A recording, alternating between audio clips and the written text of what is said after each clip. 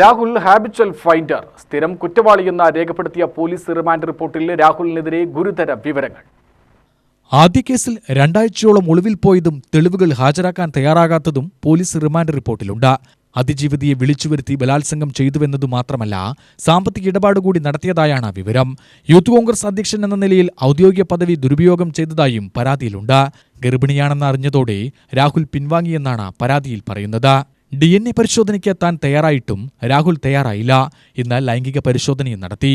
DNA ശേഖരിച്ചിട്ടുണ്ട്. വിദേശത്ത് താമസിക്കുന്ന ഭർതൃമതിയായ യുവതിയാണ് പരാതിക്കാരി എന്നതിനാൽ പരമാവധി അവരുടെ പണം കൈക്കലാക്കാനും രാഹുൽ ശ്രമിച്ചു. പാലക്കാട് ഫ്ളാറ്റ് വാങ്ങാൻ 1 കോടി രൂപ ആവശ്യപ്പെട്ടതായും പരാതിയിലുണ്ട്. പാലക്കാട് നിയമസഭാ ഉപതെരഞ്ഞെടുപ്പിൽ ചരിത്ര ഭൂരിപക്ഷത്തിന് വിജയിച്ചതോടെയാണ് രാഹുൽ കേരള രാഷ്ട്രീയത്തിൽ കൂടുതൽ ശ്രദ്ധേയനായത്. എന്നാൽ 1 വർഷം തികയും മുൻപ് തന്നെ MLA പദവി തുലാസിലാവുകയായിരുന്നു.